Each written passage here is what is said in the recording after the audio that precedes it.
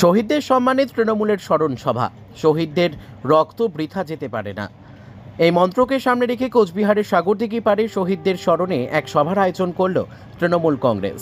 সোমবারের এই অনুষ্ঠানে শ্রদ্ধা জানানো হয় শহীদ রবিন, বিমান ও হায়দারদের। উপস্থিত ছিলেন কোচবিহার পৌরসভার চেয়ারম্যান রবীন্দ্রনাথ ঘোষ, প্রাক্তন সাংসদ পার্থপ্রতিম রায়, তৃণমূল সংখ্যালঘু সেলের সভাপতি নুরুল আমিন চৌধুরী সহ অন্যান্য নেতৃত্ব ও কর্মীবৃন্দ।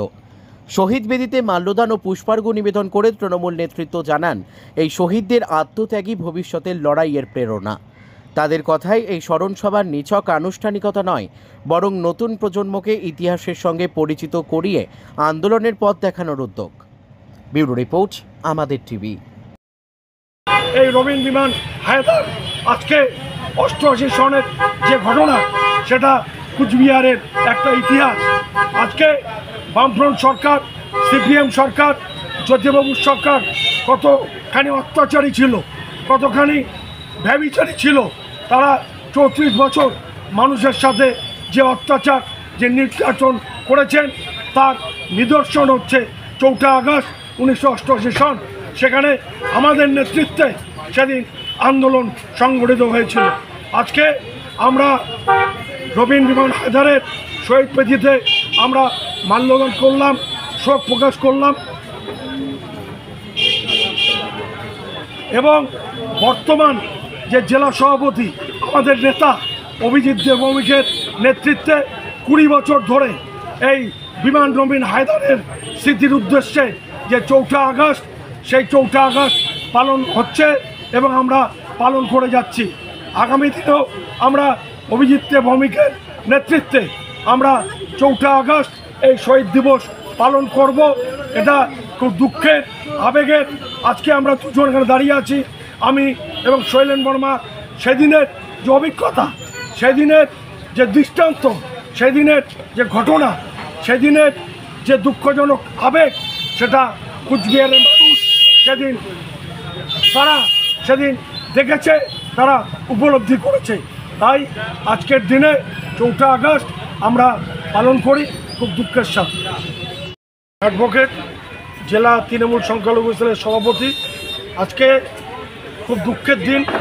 আজকে 4 আগস্ট 1988 সনে 4 আগস্ট যে দিনটি ছিল, বেহালায় ভেজাল তেল। বামফ্রন্ট সরকার, জ্যোতিবাবু তখন ছিলেন মুখ্যমন্ত্রী। ভেজাল তেলের জন্য অনেকে মারা গেছেন, অনেকে পঙ্গু হয়ে গেছে। সেই জন্য রাজ্য যুব কংগ্রেসের নির্দেশে আমরা কুচবিহার জেলায়, আমি নিজে সাধারণ সম্পাদক শৈলেন বর্মা আমার পাশে দাঁড়িয়ে আছে, শৈলেন বর্মা, পার্থনাথ সরকার এবং বিজয় ঘোষ এবং আরও নেতৃত্ব অনেকে আজকে স্বর্গবাসী হয়েছেন, কেউ জান্নাতবাসী হয়েছেন। প্রদীপ থেকে শুরু করে আমরা যারা তখন যুব কংগ্রেসের নেতৃত্বে ছিলাম, আমরা জেলা যুব কংগ্রেসটা পরিচালনা করতাম।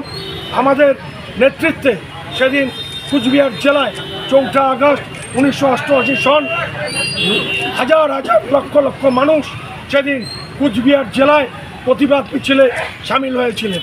কিন্তু অত্যন্ত দুঃখের সঙ্গে বলতে হয় যে আমরা যখন শান্তিপূর্ণভাবে মিছিলটা নিয়ে যাচ্ছি, সেই মিছিল নিয়ে যাওয়ার সময় আমরা লক্ষ্য করলাম কিছু গুন্ডা, কিছু সমাজবিরোধী, তারা আমাদের মিছিলে ঢিল ছুড়ল। ঢিল ছোড়ার পরেই পুলিশ গুলি চালালো। আমি শৈলেন বর্মা, পার্থনাথ সরকার, প্রদীপ দে দাঁড়িয়ে আছি। আমাদের পাশেই আমার ভাই রবিন, আমার ভাই বিমান গুলি খেয়ে পড়ে গেল আমাদের সামনে। আমরা তাদের বুকে চড়িয়ে ধরে এমজে হাসপাতালে দৌড়ে গেলাম, কিন্তু এমজে হাসপাতালে যখন গেলাম তখন ডাক্তারবাবুরা অলরেডি তাদের মৃত ঘোষণা করে দিয়েছে। পাশাপাশি হায়দার আলী, তাকে পুলিশের লাঠির আঘাতে তাকে আহত করার পরেও সেও মৃত্যুর ঢলে পড়ে